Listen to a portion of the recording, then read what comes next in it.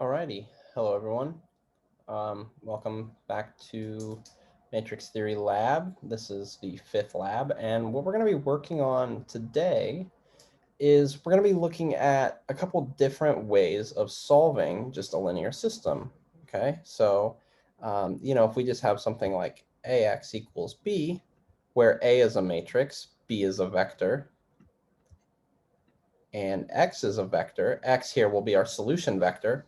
There are a couple different ways we could solve this. And what this lab is going to be concerned with is going to be concerned with computing kind of what is the quote unquote best method, or using like what's the best method we have here in terms of a few things. It's kind of tricky to truly define what best means. It usually depends on the context. If you need something more accurate, then you would say the method that's the most accurate is better. But a lot of times in computation, time is of the essence, and you can accept results to a given round-off error. And there, what maybe would be considered best is something that computes faster, right? And so we're going to take a look at some different methods and kind of compare. So there's kind of three main ways we could solve this right here. So solving, the first one that we're going to look at is reduced row echelon form. We know if we write this system, AX equals B, if we could write this as an augmented matrix, get our matrix into reduced row echelon form, this new augmented matrix, right? If you have like M, we augment, say like AB here, and then take the reduced row echelon form of M, that will give us a solution vector, X, right? The second one we're going to be looking at in particular is inverse, right? What's another way we can solve this matrix? Oops. The inverse command in MATLAB, right? And basically what that does is, well, it says X is equal to matrix multiplication of A inverse, and under the assumption the inverse exists, but we're only going to be working with matrices that have a defined inverse. So we have A inverse times B here, right? Because you can see if you take A inverse both sides, you get X equals A inverse times B. The third one we're going to be looking at, and we're going to kind of compare all three of these different methods in terms of accuracy and in terms of time MATLAB takes to actually compute the solution in these different methods. So the next one is going to be the backslash operator. And so in MATLAB, right, if you write A backslash B, this actually gives you X. If you write A backslash B, assuming the matrix A and the vector B are compatible to be like put in a system that can give a solution X, if you use the backslash operator here, it will solve this system, right? And so these three different ways we can look at both how accurate these are and how long they take to compute the answer. And like in general, right, when I talk about accuracy, MATLAB, if the solution X, like say our vector X is, some column vector, maybe X1 all the way down through Xn, say. Okay, maybe there's n entries here. And what if X1 is not a whole number, right? What if it's a decimal? Well, if it's an infinite decimal, MATLAB's not going to sit there and run forever, just computing an infinite string of decimals. What it's going to do is it's going to round off at some point, right? And so you're going to get round off error in all three of these when you don't have like nice numbers like this. And so that's what I mean when I say accurate. We can look at the difference between a true solution and then an approximated solution. And we'll do that in one of the later videos. And so this is kind of what we're going to do. And first, before we open like the lab itself or anything like this, what I want to do is just play around with the tick and talk commands, not the app, of MATLAB. So if you go to the command window and type tick and hit enter, and you wait a while, so I wait for a little bit, and I hit talk, and I hit enter, it tells me how long, like how much time elapsed between me hitting enter for typing tick and then me hitting enter for typing talk. So if I do it really quickly, tick, talk, I get 0.7 seconds, right? And so let's go tick,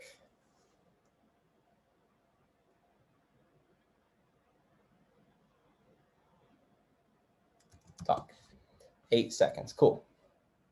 And we'll use these within the code that we have in our lab to compute the time it takes for MATLAB to compute a given solution. So now that we have these basics and what the lab's going to be about, let's actually look at the lab here. Let's pull up so you should have, if you go to the assignments tab on Canvas, and there should be M551 lab 05.m file that you can download. It should look something like this. So let me clear out the command window really quick to CLC. And now we can look section by section. There's 3 main sections in this. And the rest of this video will be concerned with timing multiplications in MATLAB. So just matrix multiplication, computing time it takes based on different square matrix sizes, right? Because the bigger the matrix, the longer the computation will take, right? If you multiply 2 matrices together that are of size, say they're both square matrices, they're both 3 by 3. The time it's going to take to compute that versus the time it's going to take to compute, say, like 300 by 300 size matrices will be significantly different, right? And we would expect that. The more entries there are to compute, the longer the computer needs to compute it. And so that's what we're going to look at in here. We're going to play around with different matrix sizes. And in the next one, we will, and we'll get to it in the second video, but we'll look at the different methods for solving these linear systems. We'll kind of set them up and write out the code for that. And then in the last one, we will, let's see, where are we? We'll actually compare the methods. We'll go through some code to actually give us a legitimate comparison between these methods in terms of accuracy, like round off error and time difference. But for now, let's just look at timing multiplications in MATLAB, right? So let's look at what this code says. When you open the .m file that's given, all this code is already written, and we have this mul underscore n, and it equals this list of numbers here. And what these give you, this mul underscore n, is the dimensions that we're going to test the size of our vectors over, or the size of our matrices, excuse me. So the first one we're going to test is multiplying 2 10 by 10 matrices together. The next will be 2 20 by 20, 40 by 40, 80 by 80, 160 by 160. And then, so let's look at what we get. What we can do is we can just run this section here. You don't need to worry too much about all of this code here. It's a lot of stuff we haven't necessarily covered yet, but it basically, you can see down here, it uses for loops. It uses tick and talk to time these things. And then we have A and B are 2 random n by n matrices, and we're testing the time it takes to compute the product. And so we want to run just this section, right? You know, in MATLAB, hopefully by now you know that 2 of the percent signs means we're kind of splitting up our script by sections, right? And so the next section is here, right? And you can run one section at a time. You don't have to run the entire thing every time. And how you do that is, so my My zoom stuff is in the way here, but there should just be a run section. Okay, I can't get to it because of zoom.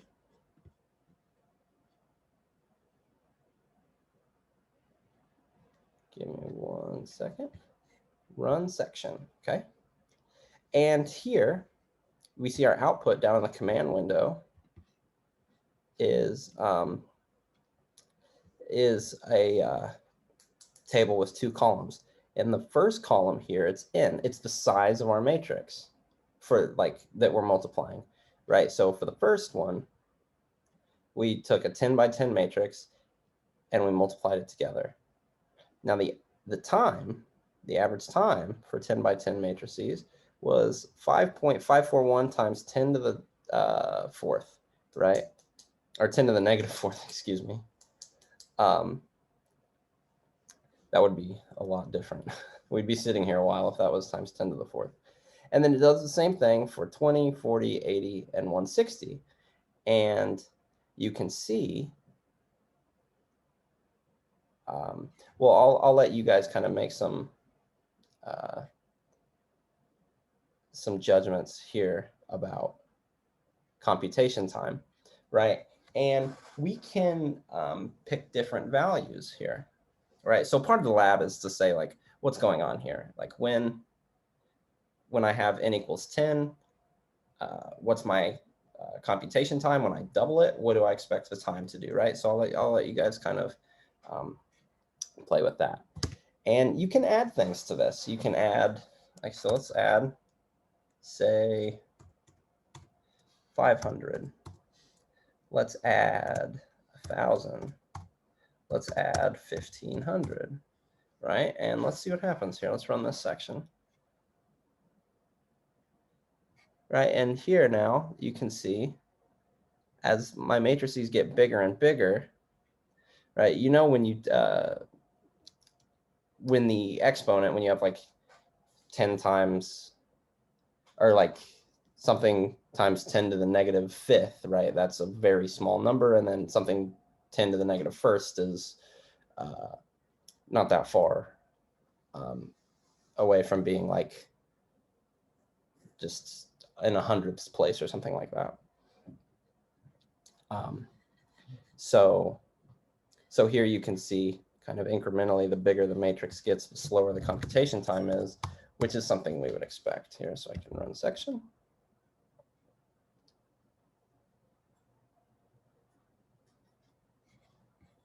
Right.